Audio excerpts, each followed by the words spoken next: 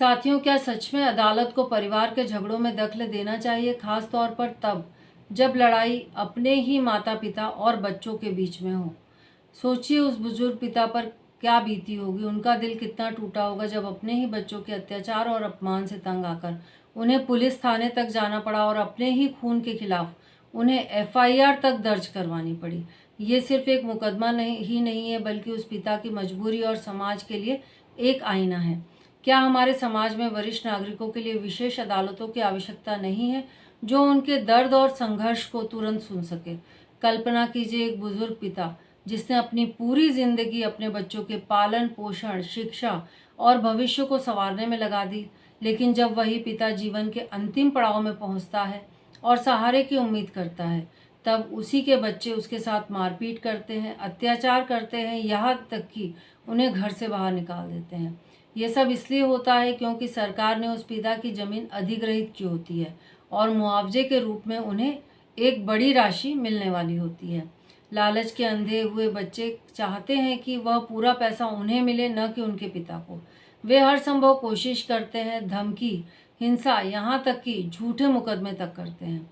लेकिन साथियों, ऐसे समय में एक वरिष्ठ नागरिक कहाँ जाए, किसके पास न्याय की गुहार लगाए? आज हम एक ऐसे ही महत्वपूर्ण और ऐतिहासिक मामले की बात कर रहे हैं, जहां एक बुजुर्ग पिता ने न केवल न्याय पाया, बल्कि इलाहाबाद हाईकोर्ट ने इस पूरे मामले को संविधान के अनुच्छेद 21 जीवन और गरिमा के अधिकार से जोड़ दिया। यह फैसला सिर्फ एक व्यक्ति की जीत नहीं, यह संदेश है कि कानून हमेशा उन हाथों को थामने के लिए खड़ा होता है जिनके अपनों ने ही छोड़ दिया हो। नमस्कार साथियों, मैं एडवोकेट श्रीमती स्निग्धा राय आपका स्वागत करती हूं आपके अपने चैनल लीगल हेल्पेज में। वीडियो में आगे बढ़ने से पहले मैं यही कहना चाहूँगी कि यदि आप मेरे चैनल पर नए हैं तो मेरे चैनल को सब्सक्राइब करने के साथ ही बेल आइकन को प्रेस कर दीजिए, ताकि मेरे आगे आने वाले वीडियोज़ के नोटिफिकेशन आपको देखने के लिए मिल सके। और यदि आपकी कोई भी समस्या है तो आप मुझे मेरी मेल आईडी पर लिखकर भेज सकते हैं या फिर मैसेज करके मेरे व्हाट्सएप में भी पूछ सकते हैं। मेरे मेल आईडी और व्हाट्सएप का नंबर डिस्क्रिप्शन में दिया हुआ है। साथियों, आज हम एक ऐसे ही फैसले की बात करेंगे जिसने पूरे समाज को सोचने पर मजबूर कर दिया है। इलाहाबाद हाईकोर्ट में एक मामला आया जहां एक 75 वर्षीय बुजुर्ग पिता को अपने ही बेटों से अपने ही अधिकार के लिए लड़ना पड़ा। सरकार ने उनकी जमीन अधिग्रहित की और मुआवजा तय हुआ 21 लाख से भी ज़्यादा। लेकिन जैसे ही यह मुआवजा घोषित हुआ, उनके ही बेटों ने कहा, ये पैसे पिताजी को ही क्यों मिले? हमने भी तो घर बनाने में योगदान दिया है, तो इसमें हमें भी हिस्सा मिलना चाहिए। अब पिताजी ने यह कहा कोर्ट में खड़े होकर कि मेरे बेटों ने घर बनाने में मुझे 1 रुपया तक भी नहीं दिया है। आज वे मुआवजे का दावा कर रहे हैं, लेकिन सच्चाई यह है कि उन्होंने मुझे इतना सताया है कि मुझे एफआईआर तक दर्ज करानी पड़ी। मैंने अपने खून पसीने की कमाई से इस घर को बनाया है। बुजुर्ग पिता ने कहा कि इस पैसे पर सिर्फ उनका अकेले का हक है।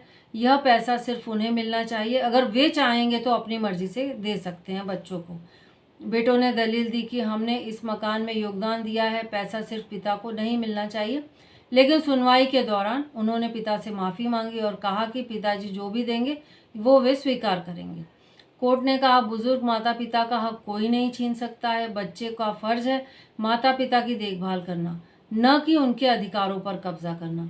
बेटों का व्यवहार अमानवीय है। ये अनुच्छेद 21 जीवन और सम्मान से जीने के अधिकार का उल्लंघन है। पूरा मुआवजा सिर्फ पिता राम दुलारे गुप्ता जी को दिया जाए और चेतावनी दी गई कि भविष्य में यदि उनके बेटे उनको परेशान करते हैं तो कानून सख्त कार्रवाई करेगा। ये फैसला सिर्फ एक पिता की जीत नहीं, ये हर बुजुर्ग की आवाज़ है जो अपने घरों में अपने ही बच्चों से अन्याय सहने के लिए मजबूर हैं। याद रखिए, माता पिता का आशीर्वाद ही सबसे बड़ी दौलत होती है। उनका हक आप कभी मत छीनिए। आज के वीडियो में बस इतना ही, लेकिन सोचिएगा ज़रूर, अगर पिता का हक ही बेटों ने छीन लिया तो इस समाज में इंसाफ कौन करेगा? मिलते हैं अगले वीडियो में एक नए केस और नए सबक के साथ। तब तक इंसाफ की लड़ाई को मजबूत रखिए और सच्चाई के साथ खड़े रहिए। जय हिंद, जय भारत।